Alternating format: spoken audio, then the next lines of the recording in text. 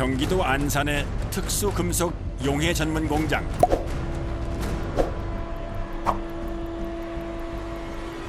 오늘은 특수금속 가공의 첫 단계 용해 작업이 있는 날입니다. 엄청나게 큰 금속 괴가 작업을 준비하고 있는데요.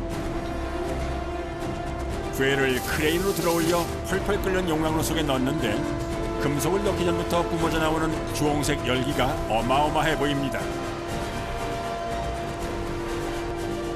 그런데 방금 넣은 것은 어떤 금속일까요? 스테인리스 계열입니다. 1차 용해를 해야 성분 맞추고 용해를 해야 다음 공정이 단조 공정보다 아변 공정을 거치게 됩니다. 스테인리스가 녹는 동안에도 작업자는 용광로 옆을 떠날 수가 없는데요. 금속이 용해되는 상태를 체크하고 성분 검사도 해야 하기 때문에 용광로 속 상태를 지켜보기 위해선 선글라스는 필수라고 합니다. 1550도에서 1600도 사이를 용해하기 때문에 맨눈으로 보면은 눈에 무리가 많이 가요. 그래서 보호 차원에서 이제 선글라스 보호 착용하고 들어갈 때 하는 거예요. 끊임없이 스테인리스 괴가 용광로 속으로 들어가고 있습니다. 오늘 용해 작업할 물량은 모두 12톤. 용해 작업이 있는 날엔 새벽 4시에 출근해 7시 퇴근 시간까지 정신없이 바쁘다고 합니다. 그런데 무슨 사고가 생겼는지 작업자가 전선을 자르고 있기를 반복하고 있는데요.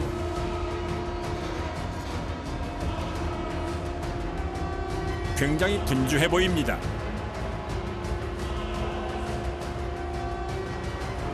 지금 온도계가 단선이 돼가지고 지금 이걸 연결을 해야 되거든요. 이게 온도계예요? 네, 용탕 안에 찍어서 온도가 여기 측정이 되는 거거든요. 용해 막바지. 빨리 온도를 체크해 다음 공정으로 넘어가야 하는데 때마침 온도계가 말썽입니다. 급하게 수리해 온도 측정을 시작합니다. 금속의 온도를 재는 이 도구는 열전대라고 불리는데요. 열전대를 용광로 속에 넣자마자 불꽃이 심하게 튀기 때문에 온도를 재는 것도 만만치 않습니다. 1580도에서 1600도까지 올리고 다음 파트에다가 투각을 해줍니다. 다시 한번 온도를 재는데요. 사방으로 튀는 불꽃 때문에 보는 사람이 더 아슬아슬합니다.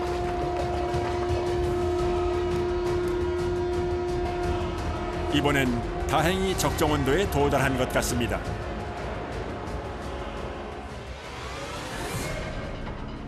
이제 스테인리스 가공 과정 중 가장 위험한 공정이 시작되는데요. 용액을 틀 속에 붓는 작업입니다. 주입구가 좁고 흔들리지 않도록 가까운 거리에서 2명의 작업자가 줄을 잡고 있어야 해 어느 작업보다 위험하고 기술을 요하는 일입니다. 좁은 입구를 맞추지 못해 뜨거운 용액이 위험천만하게 흘러내리고 말았습니다. 항상 하는 작업이지만 정말 이럴 때는 눈앞이 아찔해집니다. 화상이 제일 위험하죠. 선생님은 괜찮은데요? 다친 적 있어요. 여기서 말고 전 회사에서 주입 작업하다가 팍 샘물 튀어가지고 폭발해가지고 이렇게 자국이 남아있어요. 시리찬자리. 20년이 지난 사고였지만 아직도 화상 흉터가 선명합니다.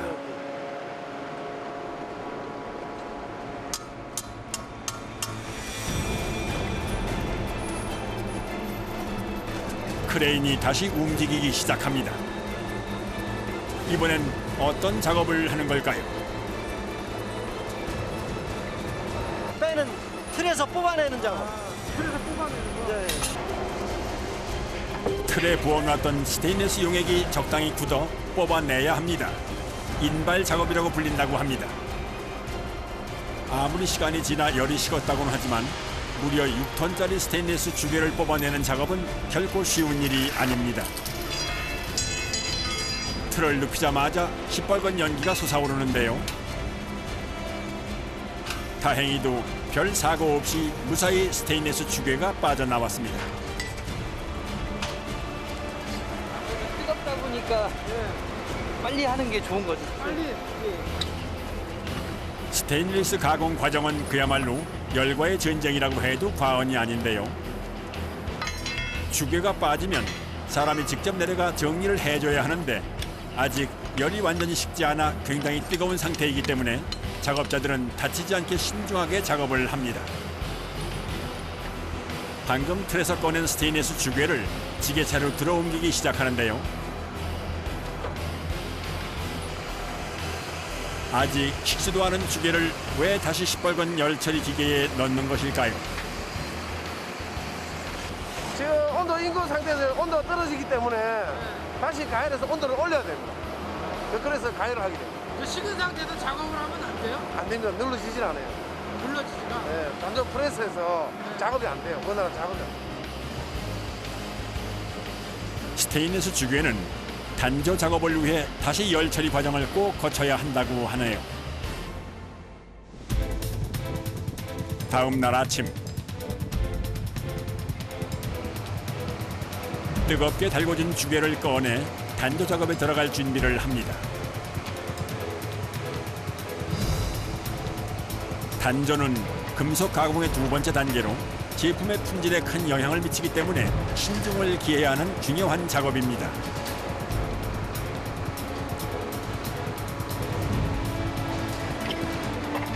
뜨거운 주괴가 3,500톤의 압력이 가해지면서 마치 말랑한 푸딩처럼 눌려지는 것이 신기합니다.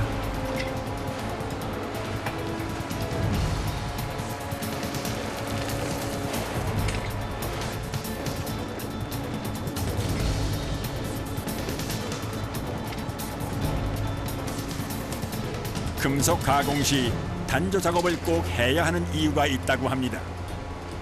이게 단절하게 되면 아무래도 소재 강도라든지 이런 부분이 좋아지기 때문에 그것도 그 고객분들이 원하는 사이즈가 있지 않습니까? 형태나 사이즈를 맞추기 위해서 짧고 빠르게 작업을 하고 다시 재가열해서 다시 작업하고 있습니다. 이번엔 금속 가공의 마지막 단계인 아변입니다. 아변은 가열한 스테인리스를 아변기에 넣어 평평한 판 모양이나 막대 모양으로 만드는 작업인데요. 이 과정을 통해 스테인리스가 다음 가공에 편리한 형태로 변화하게 됩니다.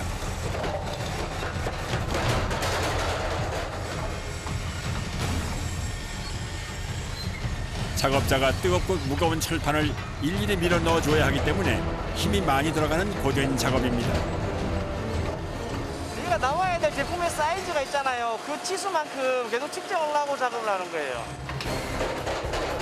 아변기를 한 번 거치면 얼마만큼 늘어난다는 정확한 수치가 정해져 있지 않고 주문에 따라 항상 사이즈가 다르기 때문에 아변 작업을 하는 내내 사이즈 체크를 해줘야 합니다. 무겁고 뜨거운 판을 일일이 밀어야 하는 육체적인 노동뿐만이 아니라 사이즈를 재는 작업까지 해야 하기 때문에 여간 손이 많이 가는 게 아닙니다. 여러 번의 아변 과정을 거쳐 드디어 스테인리스 판이 완성됐습니다.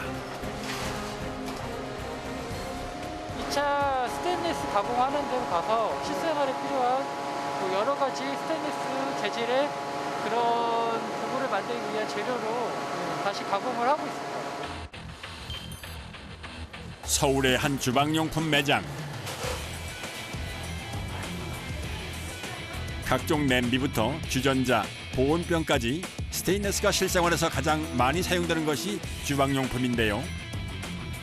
제품군도 아무래도 다양하고 그다음에 녹도 잘 실지 않고 그다음에 오랫동안 사용하실 수 있기 때문에 그 제품이 많이 나간다고 생각됩니다. 이렇게 다양한 스테인리스 주방용품들은 과연 어떻게 만들어지는 걸까요? 경기도 안산의 한 스테인리스 압력솥 제조 공장.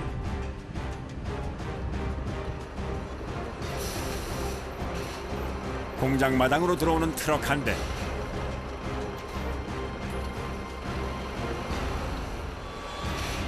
뭔가 하고 살펴보니 압력솥 만들기에 적당한 크기와 재질로 가공되어 들어온 재료입니다.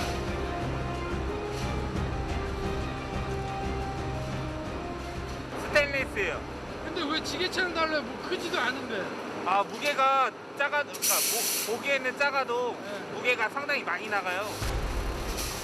이렇게 두 묶음만 들어도 훌쩍 400kg이 넘는데요. 묶음 하나당 500개의 스테인리스 판이 들어있기 때문에 무게가 상당히 나간다고 합니다. 재료는 다음 작업을 위해 공장 안으로 옮겨 놓습니다. 그런데 스테인리스 판이 생각보다 크기가 작은 것 같은데요. 크기를 정해주면은 그 크기에 맞춰서 잘라서 들어와요. 3인용인 것 같아요. 3인용 어떤 거? 3인용 밥솥이요. 3인용 밥솥? 스테인리스 판은 작업의 편의를 위해 그때그때 주문이 들어오는 크기에 맞게 재단이 되어 들어온다고 합니다. 기름기를 제거한 스테인리스 판을 다음 작업장으로 옮기는데요. 여러 장의 판을 겹쳐 기계에서 한쪽 끝을 찍어내는 작업장.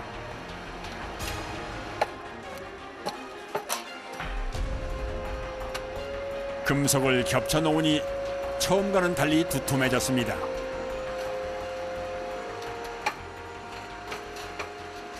스덴 하나, 알루미늄 하나, 스덴 하나 해서 삼겹 밥솥 만들고 있어요. 스덴만 밥솥을 만들어 놓으면은 저기 밥할 때 옆에가 달라붙고 그래요. 그러니까는 그거 없애려고 이렇게 알루미늄을 가운데 넣어가지고 스테인리스 사이에 알루미늄을 넣으면 잘 식지 않으면서 열 전도율이 높아져 밥을 빨리 지을 수 있는 장점이 있다고 합니다. 이 사이즈가 우리 회사에서 두 번째 큰 사이즈예요.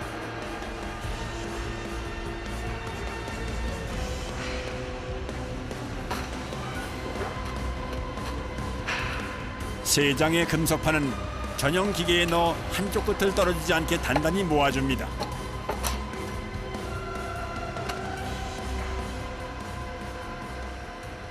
이거를 안 접어 놓으면은 세 장이 중구난방으로 왔다 갔다 하니까 요거를 접어가지고 딱 붙여놔야 저 앞에 가서 그게 흩어지지 않고 제대로 아변을 할 수가 있어요.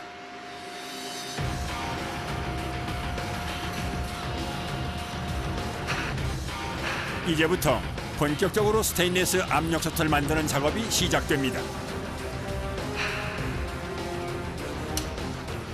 제일 먼저 하는 것은 세 장을 뭉쳐 두툼해진 스테인리스 판을 동그랗게 잘라내는 작업입니다.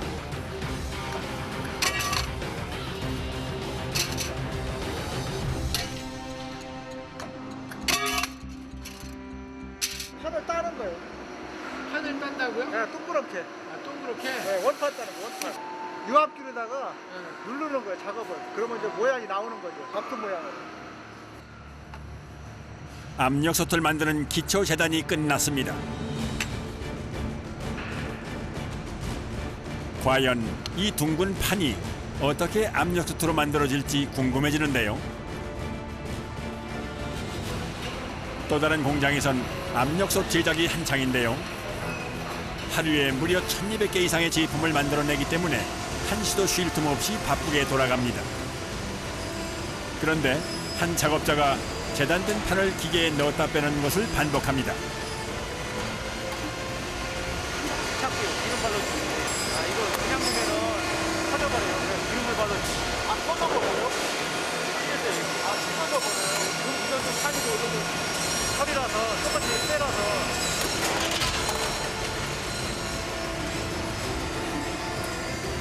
기름이 발라진 판을 프레스 기계에 올려놓으면 순식간에 밥솥 모양으로 찍혀져 나오는데요.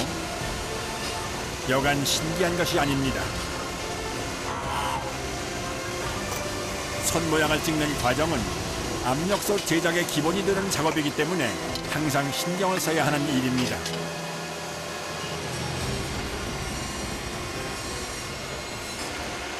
동그랗게 나와야 되고 프레스하거나 저기 끼거나 그런 게 안 나와야 되거든요. 첫 작업이고 작업하면서 프리밍 작업을 하거든요.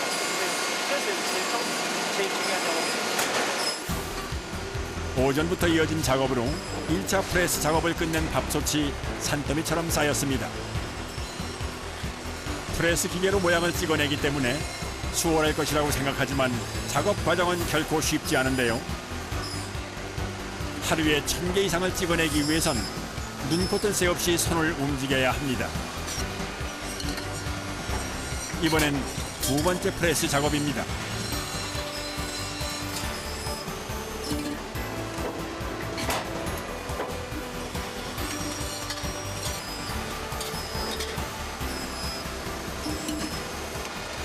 날개 제작을 하고 있습니다.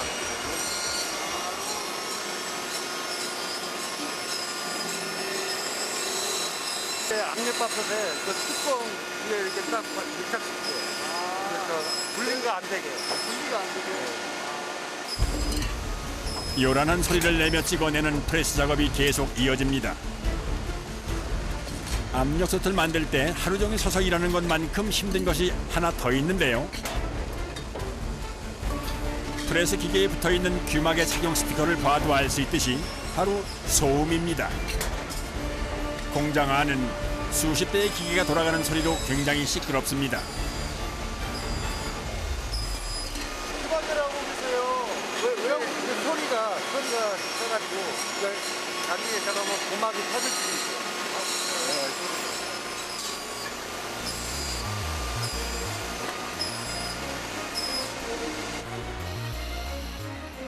다음은 스테인리스 제품을 만드는데 중요한 과정 중에 하나인 연마 작업입니다.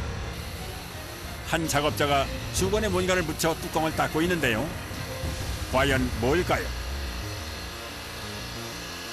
신나하고 뿌듯하고. 규조토는 스테인리스의 광을 내는 데 효과적이기 때문에 밥솥에 연마를 할 때 많이 사용한다고 합니다. 이번엔 압력솥을 사용하면서 혹시 모를 사고에 대비하는 장치로 안전을 위해 꼭 필요한 구멍을 뚫는 작업이 진행 중입니다. 오래 사용하다 보면 여기가 막히거나 했을 경우에는 압력이 빠질 데가 없어요. 그 고무 패킹이 새면서 김이 빠지는 거죠. 최종적인 안전 장치를 하는 거죠, 여기서.